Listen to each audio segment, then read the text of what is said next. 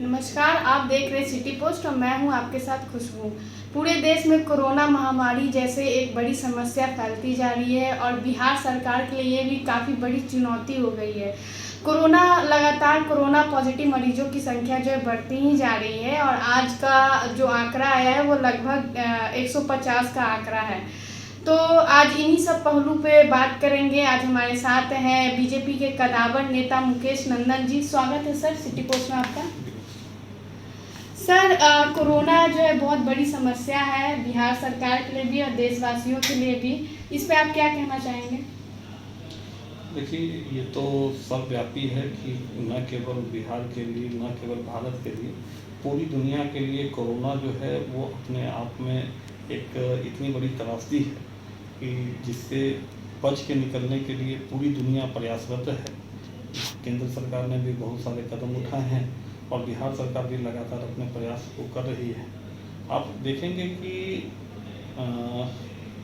अंतर्राष्ट्रीय से स्तर पर जितने कोरोना के भयावह स्थिति है उसके मुकाबले भारत बहुत संतुलित है। और भारत की जो परिस्थिति है उसका अगर तुलना किया जाए बिहार से, तो बिहार राष्ट्रीय एवरेज के मुकाबले बिहार में मरीजों की संख्या जो है बहुत कम है और आगे जो भी हम लोग कर रहे हैं बहुत संतुलित स्थिति में। सर, जो है लगातार सरकार के तरफ से जो है और बिहार सरकार केंद्र सरकार की तरफ से बहुत तरह का लोगों को जो है परेशानियों से मुक्ति दिलाने के लिए तरह तरह का सामग्री बांटी जा रही है और कई तरह की चीज़ें भी प्रोवाइड कराई जा रही है। बट विपक्ष जो है इस पे काफ़ी सवाल उठा रहे हैं, उस पर आप क्या कहना चाहेंगे? देखिए, विपक्ष पहले से बेरोजगार था और इस कोरोना ने विपक्ष को पूरी तरह बेरोजगार बना दिया है। विपक्ष के पास कोई मुद्दा है नहीं। जहां पूरी दुनिया WHO से लेके जो है हर प्रकार के जो स्वास्थ्य संगठन है या दूसरे अन्य राज्य के जो राष्ट्राध्यक्ष हैं वो भारत की तारीफ कर रहे हैं और भारत के में जो कोरोना को लेके जो लॉकडाउन किया गया आदरणीय प्रधानमंत्री नरेंद्र मोदी जी के द्वारा जो सोचा समझा और बहुत ही लाभकारी कदम हुआ, उसके बाद विपक्ष के पास कोई मुद्दा नहीं है।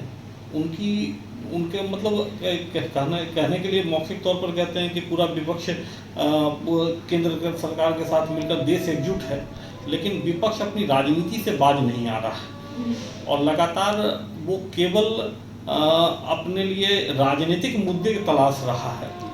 उसका कहीं भी जमीन पर कोई अस्तित्व नहीं और निश्चित तौर पर आम जनमानस से पूछा जाए, आम जनमानस बताएगा कि केंद्र की सरकार और बिहार की सरकार कैसा काम कर रही है। छोटी मोटी कमियां जो हैं वो तो रहेंगी, इतनी बड़ी महामारी है, लेकिन उन छोटी मोटी कमियों को भी हम लोग स्वीकार करते हैं और उसको दूर करने के लिए लगातार प्रयासरत है।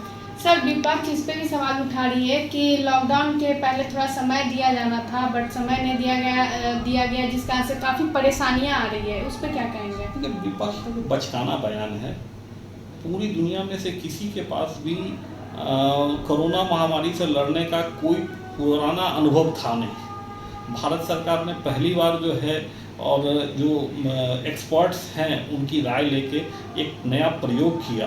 ये भी नहीं पता था कि इस प्रयोग का क्या लाभ मिलेगा नहीं मिलेगा, लेकिन चूँकि हम लोगों ने सकारात्मक लोगों के साथ इस प्रयोग में भाग लिया था तो उसका परिणाम भी सकारात्मक आया।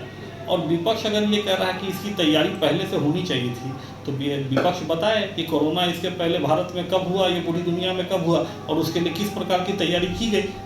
आज पूरी दुनिया हम लोग की सराहना कर रहा है, इसलिए विपक्ष की बात बचकानी है। सर, जैसे कि अभी कोटा में छात्र फंसे हुए हैं और तरह जगह जगह जो है कि और भी मजदूर लोग फंसे हुए हैं, उस पर आप क्या कहना चाहेंगे? देखिए, मैं यही कहना चाहूँगा कि किसी इंडिविजुअल मामले को इतना तूल नहीं देना चाहिए। मैं अपनी ही बात करूँ, मैं भारतीय जनता पार्टी का नेता हूँ और मेरी बेटी इस समय हैदराबाद के मेडिकल कॉलेज में पढ़ती है और इस समय वहीं हैदराबाद में ही है। उसको लाने की कोई स्थिति हमारे साथ पटना में नहीं बन पाया और वहाँ वो सुरक्षित है और उसके लिए जो वहाँ हम लोग व्यवस्था कर सकते हैं, वहाँ के राज्य सरकार से भी बात करके जो वहाँ हम उसके भोजन और उसके सुरक्षित रहने की और स्वस्थ रहने के लिए जो व्यवस्था कर सकते हैं उसको कर रहे हैं।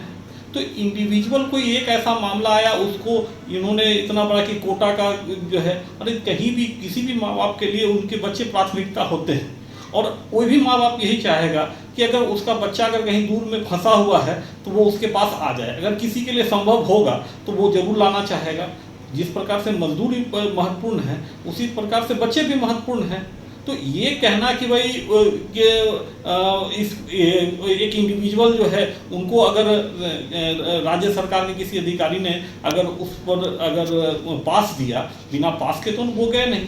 अब किन परिस्थिति में मिला, क्या हुआ नहीं हुआ, क्या सरकार का गाइडलाइंस था, इसके बारे में तो जो है वो अधिकारी ही जवाब देंगे। इसके लिए वो नेता कहाँ जिम्मेवार है? जी सर, तो उसी मामले में जैसे एसडीओ पे जांच बैठाया गया है, तो अभी सुनने में ऐसा खबर आ रहा है सर कि एमएलए पर भी जांच बैठाया जाएगा, उस पर क्या कहेंगे? देखिए, सबसे बड़ी चीज़ है कि एक कमज़ोर और मजबूत मतलब एक कमज़ोर बात को आप जिस भी रूप में लीजिए, मानवीय भावना, जहां आप मजदूरों की बात कर रहे हैं, जहां आप बच्चों की बात कर रहे हैं, जहां संभव हो सकेगा वहां करना चाहिए, और इसको कहीं भी कोई इनकार नहीं कर सकता।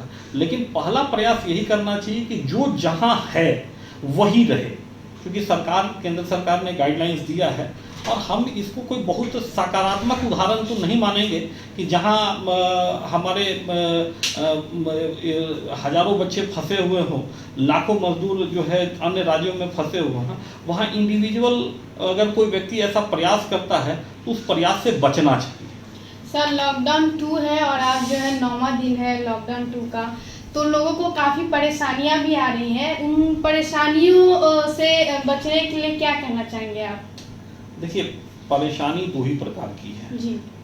एक परेशानी है जो जेन्युइन परेशानी है कि निश्चित तौर पर हमारे घर में हमको भोजन पर्याप्त मात्रा में मिलना चाहिए, और उस परेशानी के लिए जो है निश्चित तौर पर जो है वो घर घर जो है राशन कैसे उपलब्ध हो, इसके लिए राज्य सरकार और यहाँ का जो पुलिस प्रशासन है या प्रशासन के अधिकारी हैं वो अपनी तरफ से पूरा प्रयास कर रहे हैं।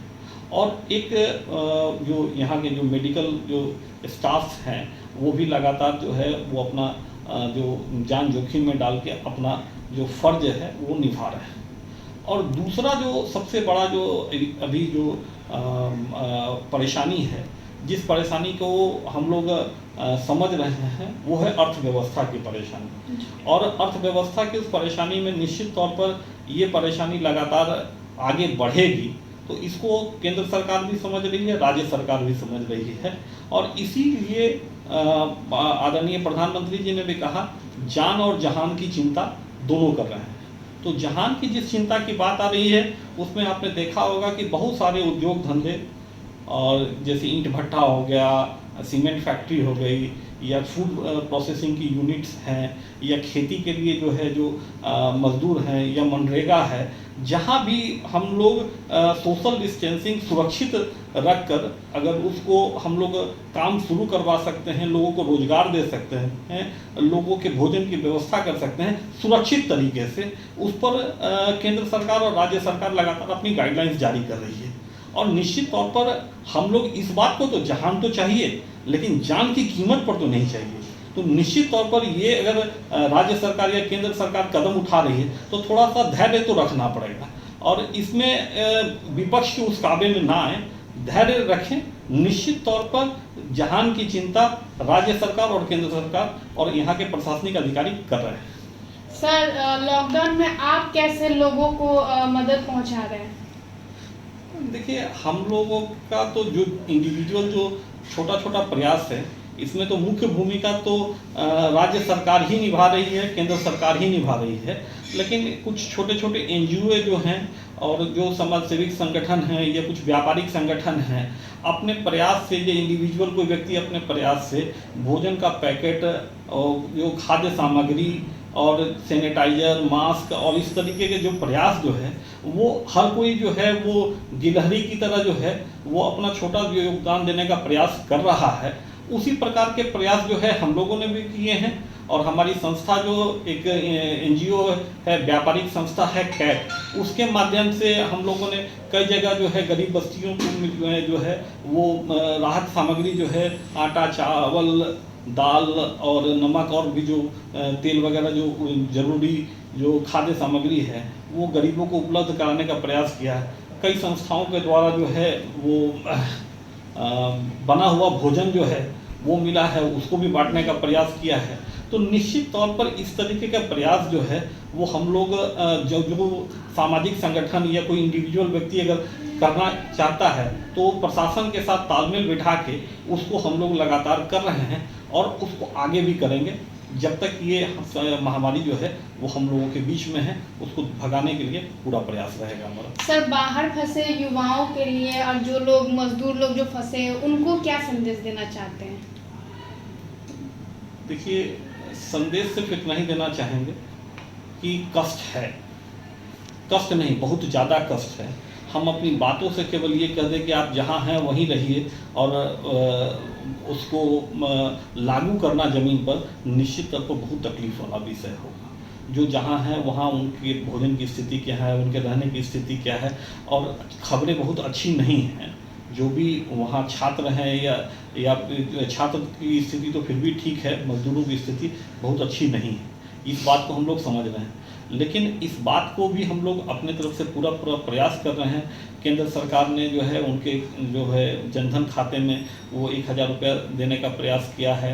उसके अतिरिक्त जो है राज्य सरकार भी अपने तरफ से प्रयास कर रही है कि जो जहाँ वहाँ के जो स्थानीय जो वहाँ के जो राज्य की सरकारें हैं, जहाँ अगर मान लीजिए दिल्ली में कोई फंसा है या महाराष्ट्र में कोई फंसा है या तेलंगाना में कहीं कोई फंसा है या जिस भी राज्य में हमारे लोग बिहार के लोग फंसे हुए हैं, उन राज्य सरकारों से बात कर और उन राज्य सरकारों के अधिकारियों से लगातार बिहार सरकार के अधिकारी लगातार चर्चा कर रहे हैं कि जो जहाँ हैं वहाँ उनको भोजन सामग्री और बाकी सारी चीज़ें जो है वो उनको उपलब्ध हो और वो कष्ट के साथ भी लेकिन सरवाइव करें। ये हम लोगों के तरफ से प्रयास चल रहा है और निश्चित तौर पर उसमें काफ़ी तेज़ी से सुधार हो रहा है। और अगर कहीं आप मीडिया के माध्यम से भी हम ये कहना चाहेंगे कि अगर इस प्रकार की कहीं कोई जानकारी आती है तो उस जानकारी को शेयर करें। निश्चित तौर पर हम लोग उसमें प्रयासरत हैं, वहाँ के NGO से भी बात कर रहे हैं, वहाँ की राज्य सरकारों से भी बात कर रहे हैं और बिहार सरकार के भी अधिकारियों से जहाँ तक संभव होगा मदद करेंगे। जी बहुत बहुत धन्यवाद सर सिटी पोस्ट से बात करने के लिए। तो ये थे मुकेश नंदन जी, जो कि बीजेपी के कदावर नेता भी हैं और समाज सेवी भी हैं। जैसे कि अभी लॉकडाउन चल रहा है, लोगों के बीच खुद से ये मास्क बांटे हैं, सैनिटाइजर बांटे हैं और खाद्य सामग्री का भी वितरण किए हैं। और इनका ये साफ साफ कहना है कि विपक्ष जो हमला कर रही है वो बेरोजगारी और उनका बचकाना है। ये बिल्कुल मतलब उनका कहना ये सब जो है कि बेकार की बातें हैं, उस पर ध्यान नहीं देना चाहिए। और जो लोग बाहर फंसे हैं, चाहे वो कोटा के छात्र हो या मजदूर लोग हो, उनको परेशानी है, बट सरकार जो है लगातार जो है प्रयास में है कि उन्हें कोई परेशानी ना आए और उन तक जो है ज़्यादा से ज़्यादा मदद जो है पहुँचाई जाए। तो अभी के लिए बस इतना ही, आगे के लिए हमारे साथ बने रहें। और अगर आपने हमारा चैनल सब्सक्राइब नहीं किया है तो सब्सक्राइब कर लें और इस वीडियो को ज़्यादा से ज़्यादा लाइक और शेयर करें। धन्यवाद।